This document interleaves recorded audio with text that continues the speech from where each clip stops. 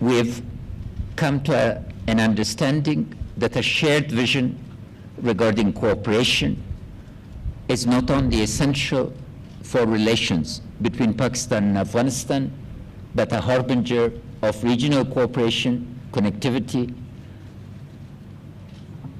Our focus, our common focus, and what inspires us both is poverty eradication, empowerment of citizens of our countries within the frameworks of our Islamic constitutions, the Islamic Republic of Pakistan, the Islamic Republic of Afghanistan.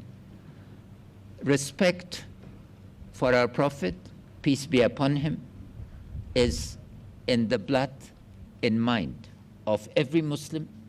And as I brought to your attention, over 1,000 years review of literature in our history shows nothing but respect. There is not a single joke that you can find, because the Prophet's life and his tradition, his seerah, embodies the perfect Muslim's behavior, and as a guide to all of us, I'd like to thank you and assure you of our cooperation in making sure that our Occidental counterparts understand that positive freedom and negative freedom need to be differentiated. Negative freedom is a freedom, the exercise of which hurts other people. And the place of our Prophet in our Islamic belief, culture, and civilization is such that respect for the Prophet is respect for the entire Muslim world. Mr. Prime Minister, you come with a series of very important messages that you yourself will articulate, but fundamental to this is that violence is not an answer. A comprehensive political settlement for an enduring peace within the framework of our values, our constitution, and the Islamic Republic is the way to the future. Within this, we can move forward, and a comprehensive, at the request of the Afghan people, is for a comprehensive ceasefire as soon as that would be feasible. All of us need to understand that resort to violence, the region is shown, and you're convinced from your personal experience, is not an answer. Embracing a constructive politics, a politics of engagement, an inclusive politics is the way to the future. Practically, we've agreed to form committees to deal with key topics to make sure that the foundation for trust that has been established with your trip today becomes an enduring process. And I would also like to inform the media that it would, within a short period, I would be honored to accept your invitation to visit the Islamic Republic of Pakistan. Thank you for coming, and thanks to all your colleagues for their very productive and constructive engagement. Mr. Prime Minister. Bismillah ar-Rahman ar-Rahim. Iyaka na'budu wa iyaka nasta'in. President Ghani, first of all, thank you for your invitation to visit Kabul. I had been planning for at least 50 years to visit Afghanistan and Kabul. But it never happened. So I'm pleased that you invited me and I had an opportunity to visit this historic city.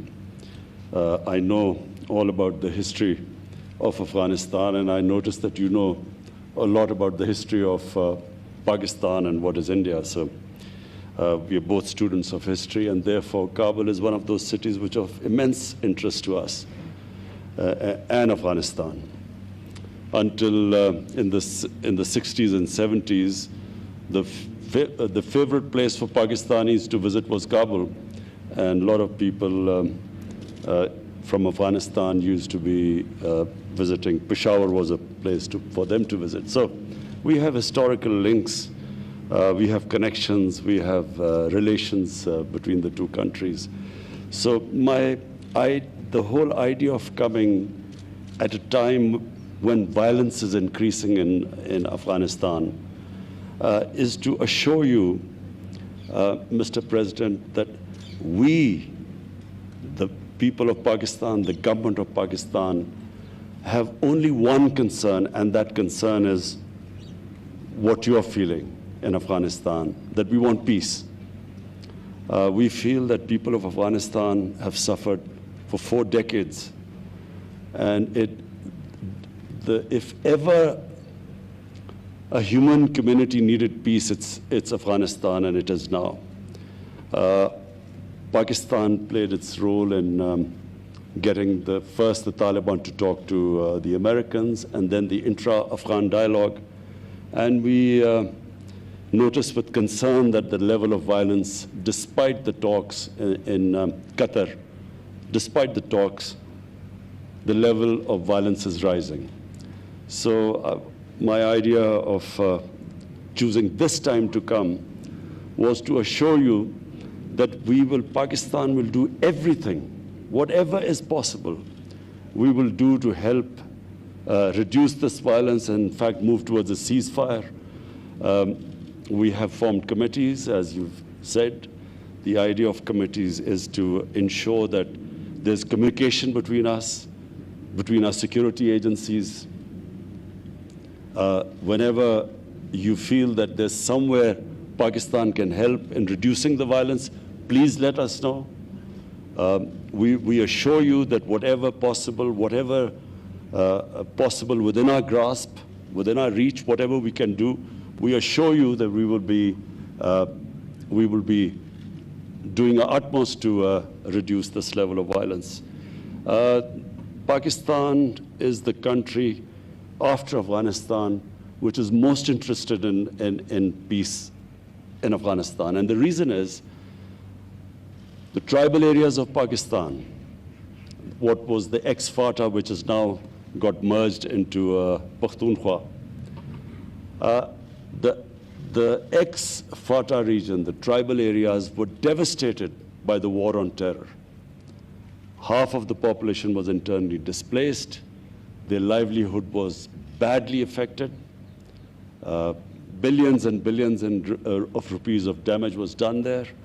And so the best way we can help those people, and people on both sides of the border, is if there is peace and there's trade, there's connectivity.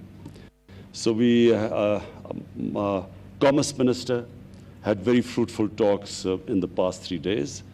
We hope that this trade and connectivity will increase between the two countries. And for that, it is imperative that the level of violence goes down. So I repeat again, Mr. President, that the whole objective of this visit is to build trust, to communicate more, to assure you that wherever you need our help, we will be more than your expectations, we will be, inshallah, helping you. Thank you so much. Thank you. Thank you.